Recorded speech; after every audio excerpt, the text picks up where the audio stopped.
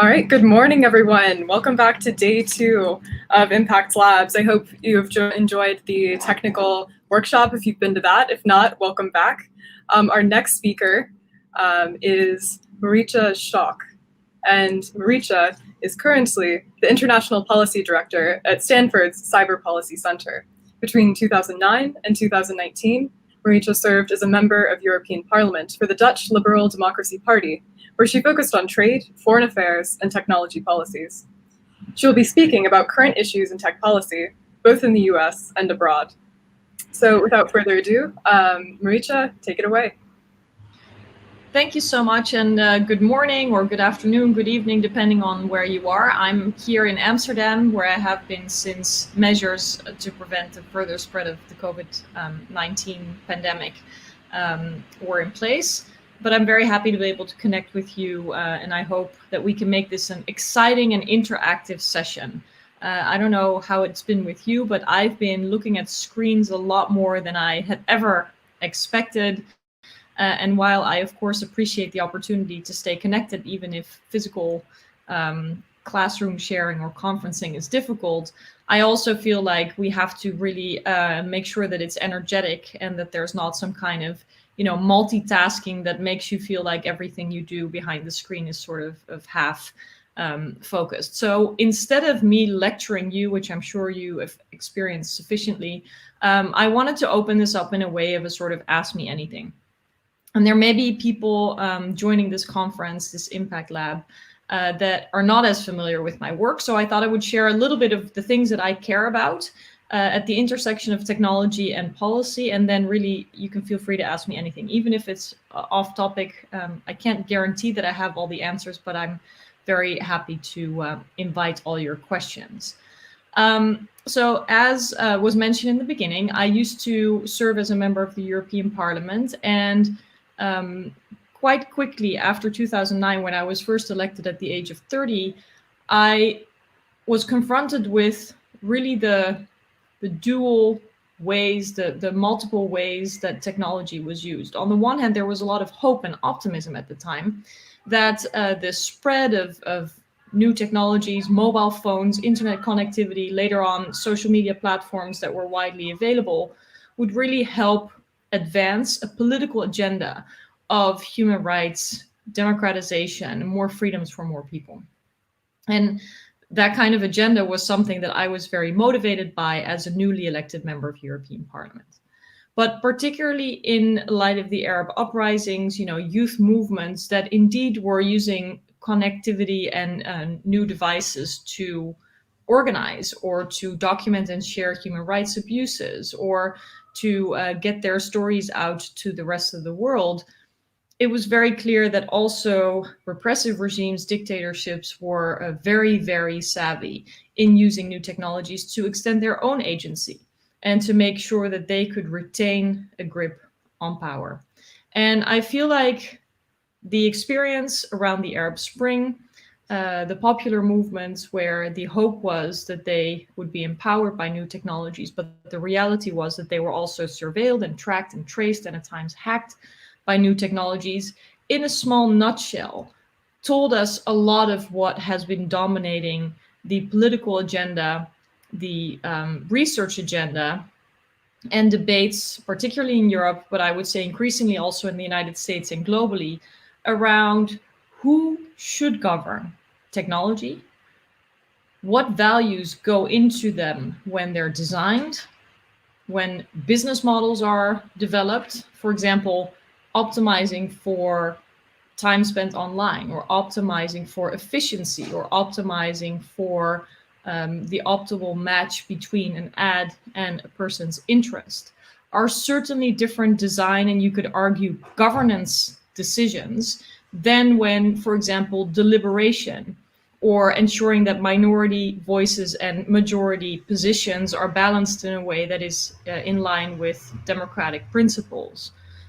Or the verification of sources versus just the maximization of engagement and excitement or virality, the sharing of messages because they spark strong emotions.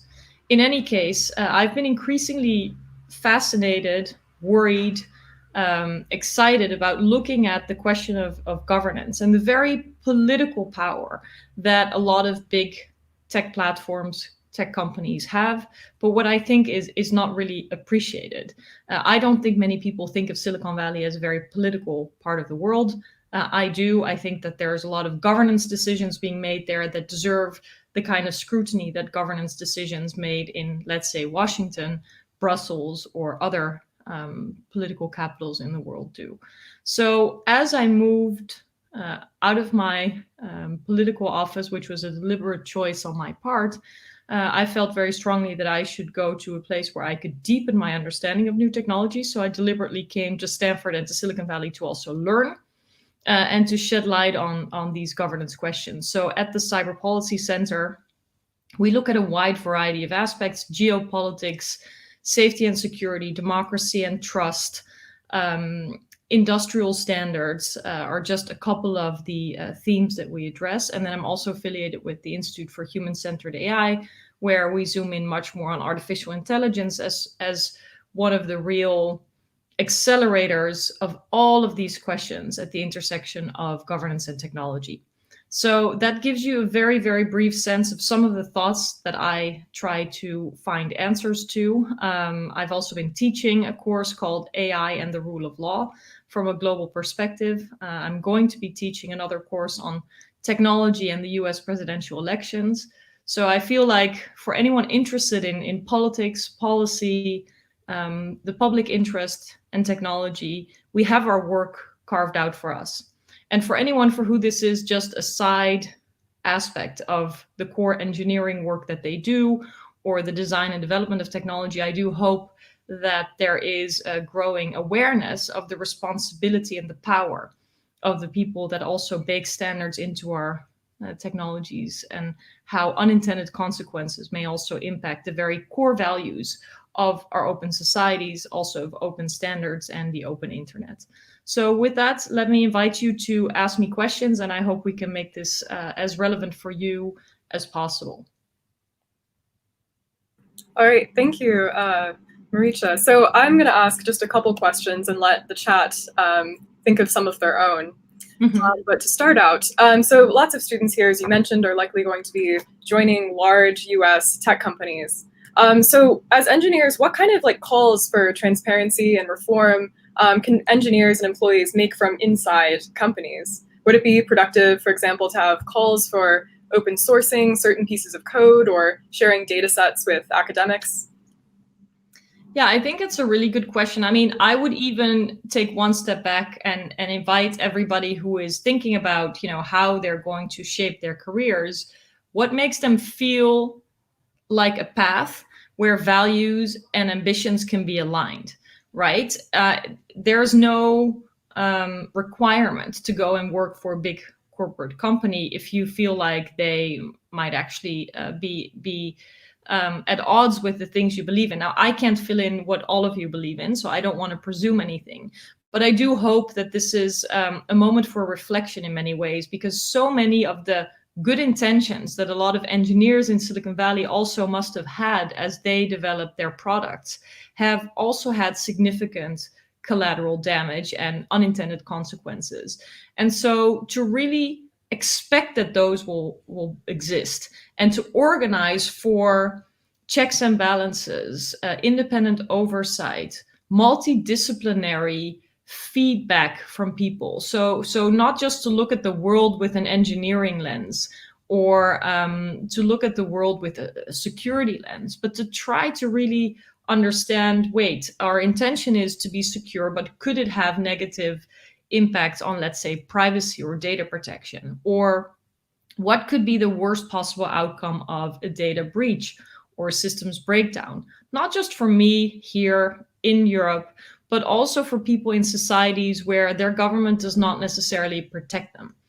I think this notion of a global internet and globally operating companies is on the one hand extremely exciting, because it theoretically allows for the unlimited sharing of information, connecting of people. But clearly, when you don't enjoy freedom after expression, the choice to post something on social media does become a different one. And I feel like it is important to also appreciate the context in which technologies is going to be used. And it's important to realize that not every society looks like the United States. Now, some people will be very relieved that there are other models when they look at some of the very, very tense political debates going on right now, but others will really be in much more dire circumstances when it comes to the protection of rights or the lack thereof. So what I hope is, as a sort of foundational set of questions, that engineers will also look at questions of the rule of law, of democracy, of checks and balances, and to try to bake in the values that you believe create a quality of life for you that is appropriate into the product you build. And I'm not an engineer, so I don't always know myself how explainability, transparency, accountability can be baked in. But I do believe that openness in principle, the ability for other sets of eyes, for people with different questions and a different circumstance to verify the products that they're using, is a good start. But also to actually try to engage with colleagues around these questions. I remember not so long ago, somebody gave a talk at Stanford who had recently left a big corporation, and it was an engineer. And I asked, because it's a question that interests me so much, how often, when you were designing and developing new products and services, were questions around democracy and the rule of law on your desks? As you were trying to design these technologies, to what extent did questions around the impact on democracy factor in? And in fact, the person said, "I don't think I understand the question." And I thought that was the perfect answer, in the sense that this is such an alien concept in so many companies, or coding hubs, or developer spaces or whatnot, that I feel like the wake-up calls have been there. It is now important to really think about how design and values for society, the public interest, non-discrimination, respect for minorities, inclusiveness, can also be a part of the development process itself. So I'm happy to also hear your ideas of how you think that can be done. I unfortunately don't have those engineering skills, but I think the excitement about it is you can build almost anything with it. And so it is also a big responsibility to hold with those capabilities, in terms of what kind of a world, what kind of systems, what kind of services, what kind of products, what kind of technologies you're choosing to build, and the responsibility that comes with it. Yeah, thank you for that answer. That was very thorough. So we have about a dozen questions from the chat at this point. We also have hellos from... To make sure everybody has space. Yeah, we also have hellos from New York, from Boston, from New Jersey, from Botswana, from Queens, New York. I don't know if I missed anything. And then we have a question from an Impact teammate. So relatively quick one, but what are some of your sources of truth for current global affairs, new technology? What are some of your favorite sources to read? Oh, to read, okay, because... Yeah. Like I'm thinking like newsletters, or perhaps social media accounts.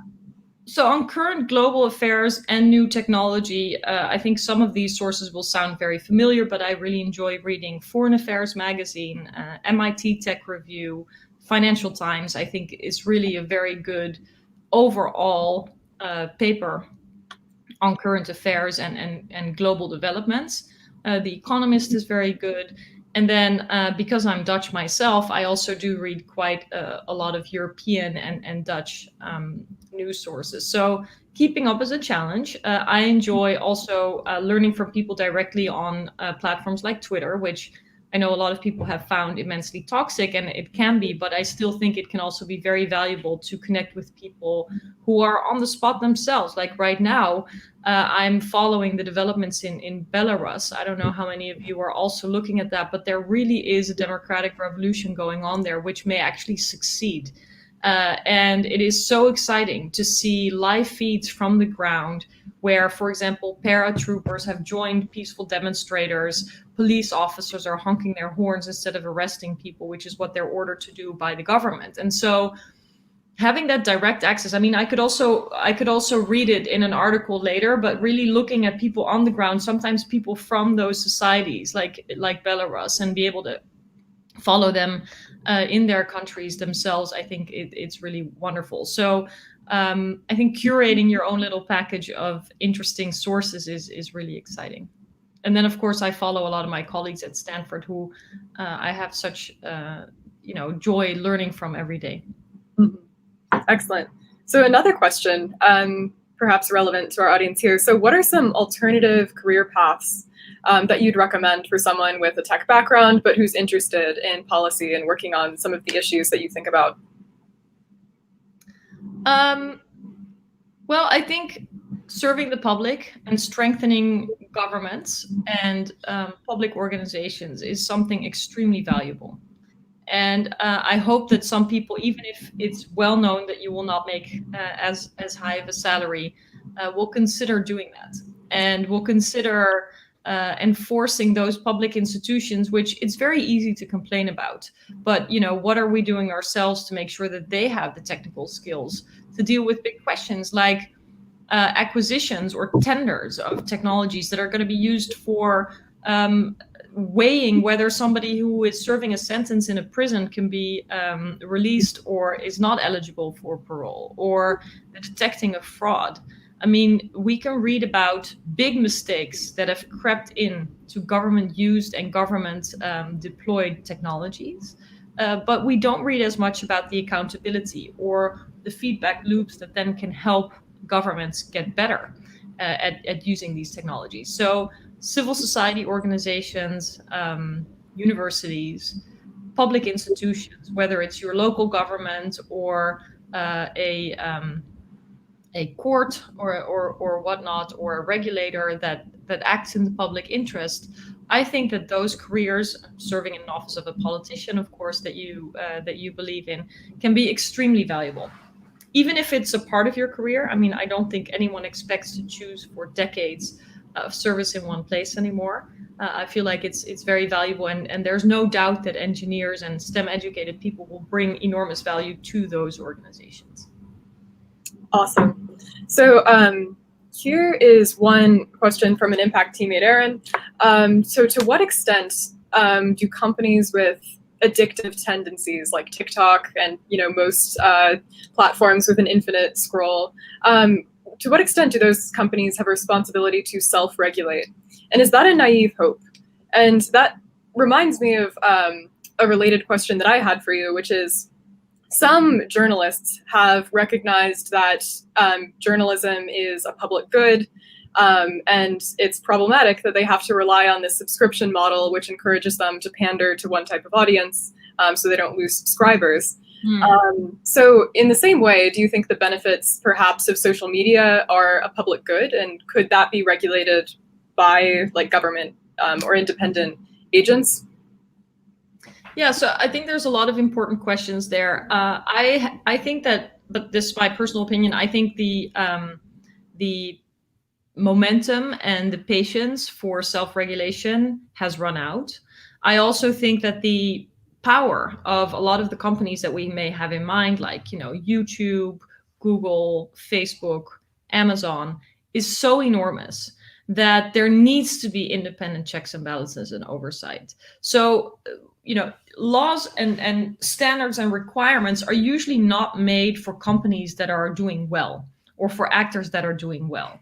I mean, clearly the police is not after people who are not breaking the rules, but they're looking for people who are breaking the rules. And I think we have a problem when it comes to the digital world, is that the rules are outdated and there's unclarity about how rules apply.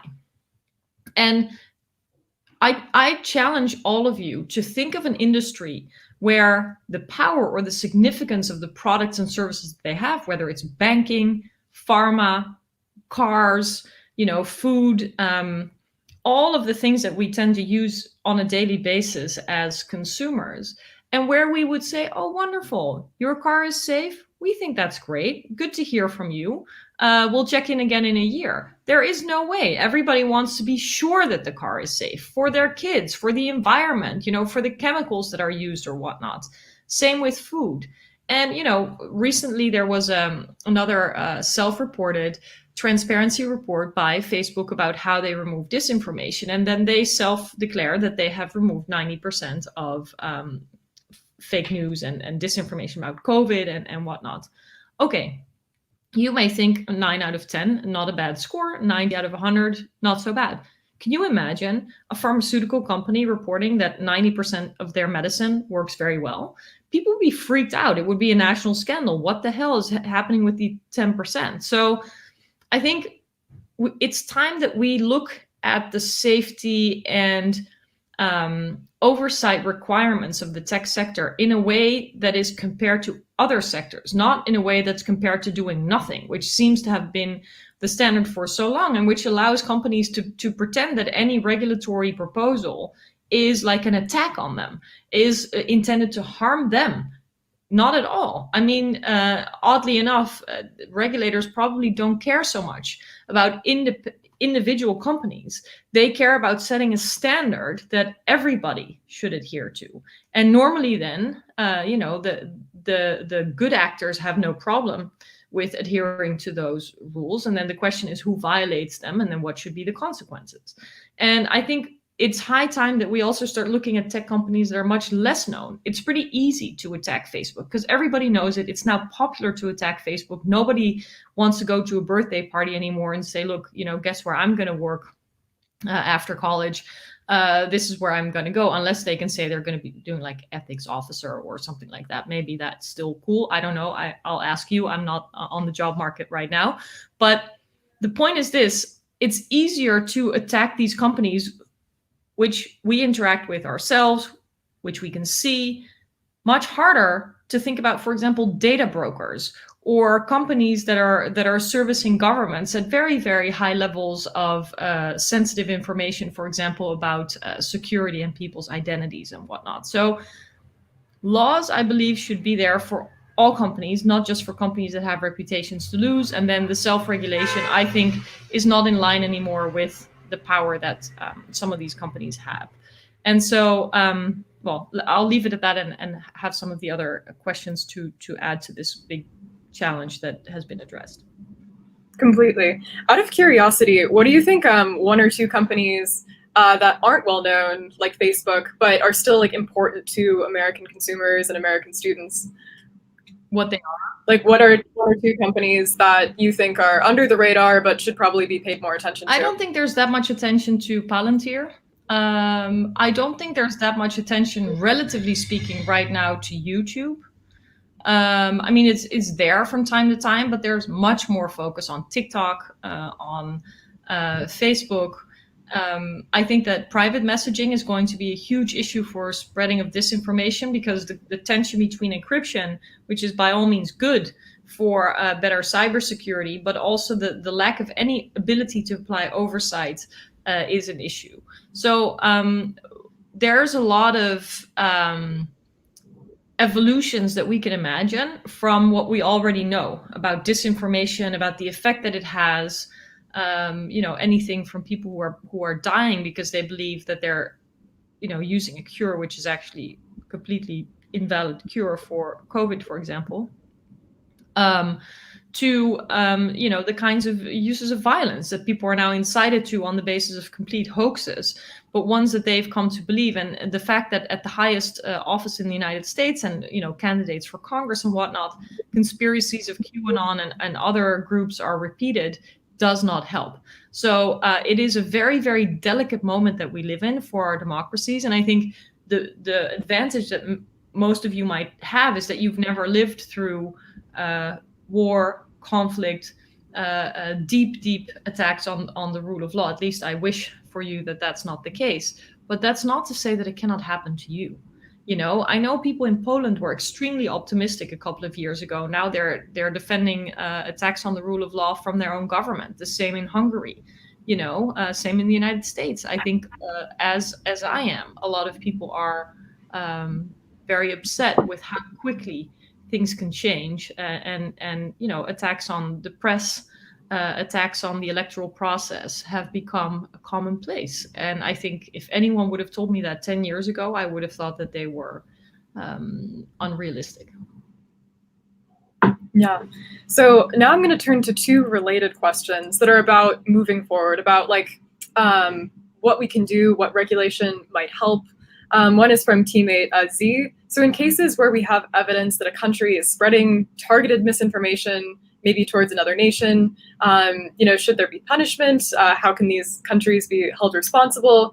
And then related to that is Wasim's question, could an international body work? Could an international body provide accountability and regulation? So what are some thoughts you have about like moving forward and holding countries accountable for misinformation? Yeah, I think it's a great question. I'm very, very concerned about the accountability gap. And to be honest, I think about it in a much wider sense than focused on disinformation, because clearly disinformation is a problem. But so are cyber attacks, ransomware attacks, corporate espionage, the targeting of human rights defenders, tracking and tracing of journalists and opposition figures. There is a whole spectrum of activities that I think in essence violate some concepts of either sovereignty or international human rights law or the laws of armed conflict or norms that have been established between countries. But there is lack of clarity, lack of interpretation, lack of guidelines or shared definitions, even between democratic nations, for example, on what those criteria exactly look like, and also a lack of laws at times. And it's really hard to hold people to account when there is no law, right? You may feel intuitively that something is wrong. For example, we recently had a case of Clearview AI, a company that had scraped the internet for people's faces and had used it for facial recognition and sold it to law enforcement. Now, there may be a lot of alarm bells that go off for a variety of reasons when you think about a commercial company that may hold billions of faces and is using them with unknown criteria of success rates of matching faces. Questions: should this be in the hands of a private company, or is this really something that should stay in the public realm? All kinds of questions, but the company's already there. And so oftentimes we'll see with technological developments that the tech outpaces the law. And I think oftentimes it's about an interpretation of law, sometimes about new laws. And then once you have legal standards, you can begin to close the accountability gap. And that involves indeed new institutions or international organizations or maybe oversight bodies or courts that can then assess whether a case, something that happens, does indeed violate that principle.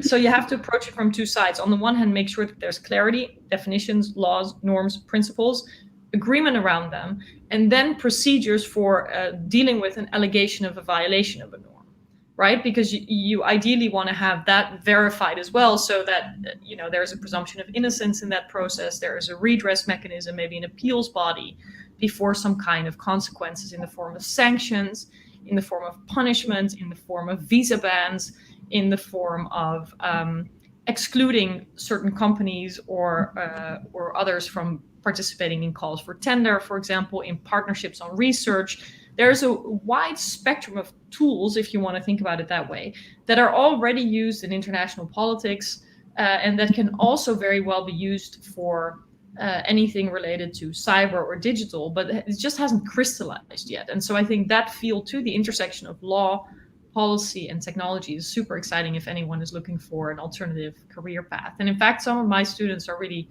making that turn to actually help advance the set of laws and norms, because I'm convinced in the next decade we will see that body of laws emerge in a way that is going to determine the accountability and the checks and balances for perhaps centuries to come.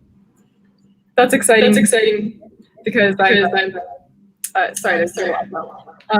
a CS student who's going to law school, so maybe I can pitch one day. Yeah. Right now in the chat, we have two related questions on, we've discussed like top-down methods for regulating and cooperation between international bodies. But now we're going to turn to like, what can like the public do? Would education help? And ZY Kala says, would creating courses on misinformation in middle school or high school help educate the public, given that people get on social media at a very young age? Similarly, Aaron asks, in the fight against misinformation, is regulation inevitably going to be a game of whack-a-mole? And wouldn't like a broad defense, like media literacy courses, be the best offense?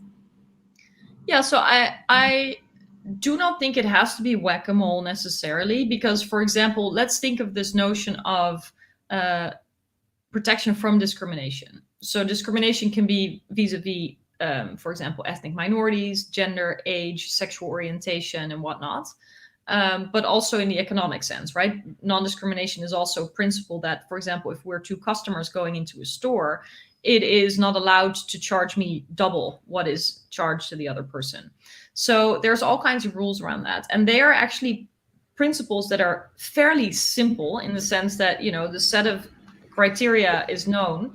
And then it essentially doesn't matter whether the corner store, Amazon, a truck company or a milk company violates these principles.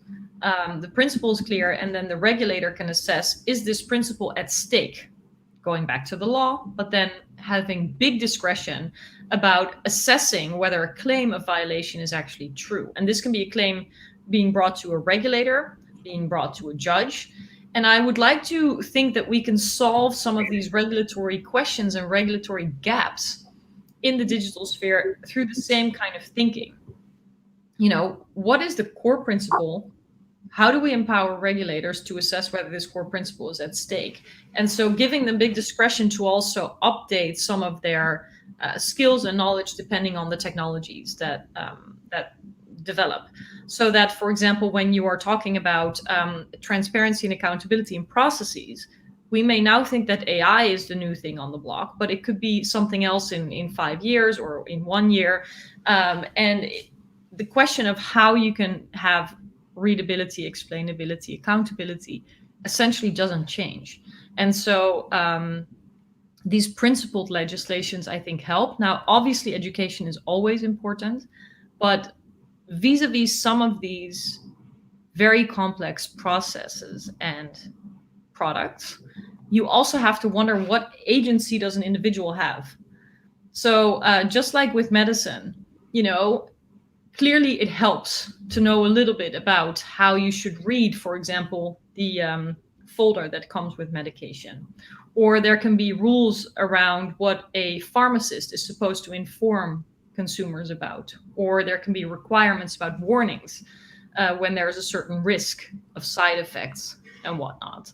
Because it is really not to be expected that any one person, through basic education, is able to grasp the full spectrum of risk, quality standards, safety checks that he or she incurs when consuming medication. And so I think with the whole technology field, we will also have to see broader standards and safety regulations that will prevent certain harms.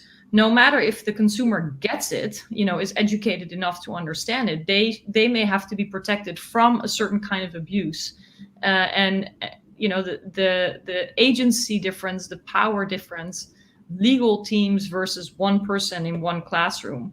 I think we cannot expect miracles from education. Yeah, I think that's important to note. I question my own agency when it comes to social media, and I have a bunch of ad blockers on Chrome, and social media is blocked after 20 minutes a day. So, I'm very sympathetic to that point. So maybe on a more personal and general kind of career note, what led you to become involved in the tech policy space in the first place?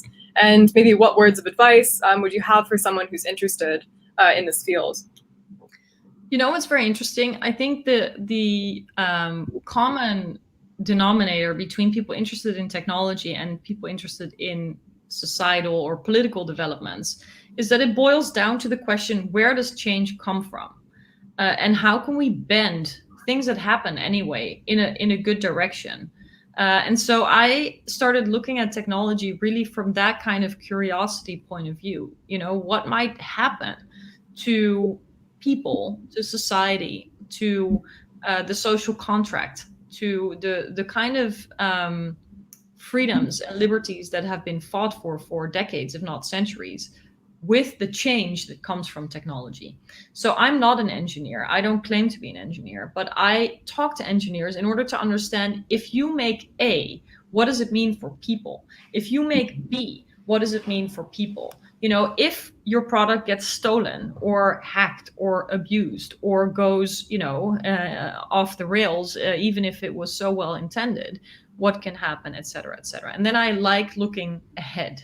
So, to try to think, if this is happening in creating tomorrow's society, what do we have to do today to preserve some of the quality of life anchors that I believe should withstand the disruption of technological change? And so, in my appreciation of, technological developments, it is simply one aspect where change comes from, a very important one, increasingly important one. But for example, environmental change or war and conflict are other elements that may very much disrupt societies and that we can anticipate for, and try to make sure that that we have in place the kinds of policies that are necessary to reap benefits, but protect for the worst kind of abuses or glitches or mistakes or violations. And then advice, I would say, with any question about career, and I know it's hard, and I really do empathize with my students, with people like yourselves. This whole pandemic sucks.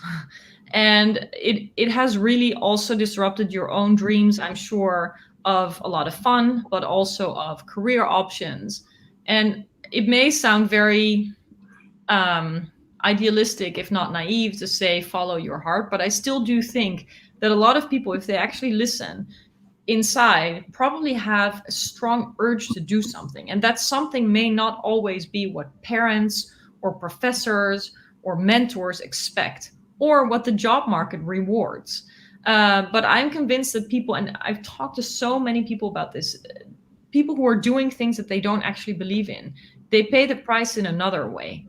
And so in a strange way, maybe this momentum that has been so upsetting of lives and of health and of freedom of movement and the ability to even go to school, right? We talked about education, but I mean, a lot of you are probably looking at the screen instead of sitting in a classroom and throwing a frisbee on the lawn and, having secret parties in the evening or whatever you may enjoy doing on campus.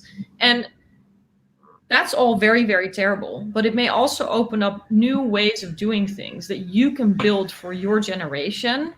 And, where the things that you believe in can also have a lot of space. And I can't fill in for you what that is, but I really hope that you make space for that. And then in order to understand what best suits you, try things. So I think that internships, conversations with people, seeking out mentors, being curious about completely different things, like pop into another class sometimes or talk to a friend who does something completely differently. Try to feed your thinking with a variety of angles. I've always found that very valuable, and to really learn by doing. I remember having an internship at the United Nations, and until that moment, my dream had been to work at the United Nations. And by working there, it really made the dream less magical. It made working at the UN much more tangible, with all the pluses and minuses that come with any job. And I think it was really helpful for me to get that reality check early on, versus maybe, magnifying the notion of what I might be able to do in an international organization for a long, long time. So try to get close to the fire and then be honest with yourself about whether what you're seeing is actually what you'd hoped for. Yeah, that's a great answer. Thank you. So kind of turning back to policy for just a moment, Sanya had a good question, I think. So antitrust in the US has been in the public mind for a bit. And she's asking, to what extent is a monopoly or a company responsible for promoting competition? And I might add, is it their responsibility? And how important do you think that antitrust regulation is? Do you think it will help a lot, or maybe not as much as people are expecting? Yeah, so I think antitrust is typically one of those principles around which regulators and law enforcers actually have huge discretion. And so again, here, the concept is not complicated. There's a couple of anchors around antitrust, like you cannot be a monopolist, you cannot make price agreements, You have to be careful of the kind of market power you may acquire through mergers and acquisitions, et cetera, et cetera. But it's a couple of core concepts that, whether you look in the EU or in the United States, are roughly the same. Whether it's for car makers, for software makers, for services, for products, there is a couple of guardrails that you're just not supposed to cross, and companies know that. So should they promote competition? I would say, according to the law, absolutely. Oftentimes, you'll also find that competition invites innovation. That may not always be appreciated, but let me give you one tangible example. The United States, about 100 years ago, for national security reasons, very interesting analogy when you look at the national security argument vis-a-vis tech these days, banned a whole number of industries, from dredging to shipbuilding to ship servicing to carrying freight, for example, on internal waterways, et cetera, et cetera. Now, I happen to come from a country where shipping and dredging and waterworks are among the most sophisticated globally. So what you find now is that as ships become more innovative, bigger, shipping changes very, very drastically, that a number of ports in the US can no longer dock a number of ships because they're not deep enough, they're not developed enough, possibly because there's been no pressure to innovate, because there's been an essential protection under the guise of national security of these industries. And so I think a lot of economists, business people will believe that actually competition, not like a race to the bottom, but healthy competition, actually advances everyone, because there's a push to innovate and there's a competition to be the best and to attract customers in a sort of fair game of whoever has the best product to offer. Now, again, here, do we expect that self-regulation will take care of all the challenges? No, of course not. There has to be independent oversight, there have to be laws, and then if they're violated, there have to be consequences that hurt. Because otherwise, if the price is not high enough for violators, then they will simply do it again and again and possibly pay the bill, but shrug their shoulders and move on. So what we see now is critical thinking in the EU and in the US about how competition law should be updated to take note of the digital world in a way, that, for example, attaches a price to harms of free services, where normally how that's measured is, does a consumer pay too much? Well, if a consumer now doesn't pay for a service, how do you assess harms? Or how do you scope the market? Do you say that the market is email? The market is maps, the market is search, the market is, for example, personal data around preferences, so all the categories that ads may be matched against? Or do you weigh the market as data? And do you then say, well, a company that provides email, maps, search, and other services bundles that data together and basically generates new products on the basis of that data. And so therefore the market is data and the market is not those individual services. Big questions, fundamental questions that I think will be answered in the next couple of years to make sure that those principles of antitrust still apply in new economies. All right, thank you. And then I know you have to leave in just 1 or 2 minutes. So the final question, yeah, go ahead. The final question is more forward-looking, but in general, are you optimistic about the future of tech regulation, and what keeps you up at night? Well, I'm optimistic about the fact that things are finally seeming to move in the United States, where they were really not on political agendas for a long time. So there I see things happening, for example, also on the state level, state of California, looking at things like the status of drivers for Lyft and Uber and other kinds of services that have basically denied the rights of drivers, or banning facial recognition software, or really looking at the harms that some of the very promising technologies have undeniably come with. What keeps me up at night? The future of democracy. I think it is extremely fragile, and it has been overlooked and not regulated for. So the whole libertarian approach that was basically born in Silicon Valley has been too dominant, I would say, in the American system. And because America has so many tech companies, it has shaped global policies in basically not having a governance model of technology in democracies. The governance model was to do nothing, or to do as little as possible, because it was all seen as regulating the internet, and that would harm the ability to innovate and produce all these exciting new services. And on the contrary, we see a very, very well thought through authoritarian model of how to govern technologies. And it is gaining ground. It is gaining ground globally because it's clear what it is, what you get, how it works. And I think democracies really, really desperately have to catch up.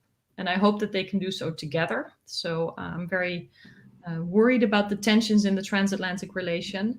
Hopefully that can change again in the near future. But the future of democracy definitely keeps me up at night.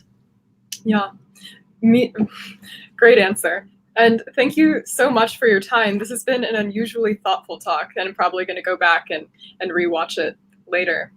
Well, thank you so much for having me, and I hope that your online event is really exciting and takes people out of their otherwise perhaps a little bit narrowed world into a world of thoughts and connections with new people and exciting new ideas. So thank you for having me. Yeah, of course. Thanks again. All right. And for everyone else, thank you for joining us here. We had a ton of great questions in the channel that I wish I could have gotten to, but there'll be a Zoom call in the Slack that you can jump onto to see if any other impactors have insight on it. So thank you for joining us. Make sure to grab some lunch for yourself and join the Glimpse. I know I'll be doing so. And I'll be back here hosting Renee DeRista at 1 p.m. So I'll see you then.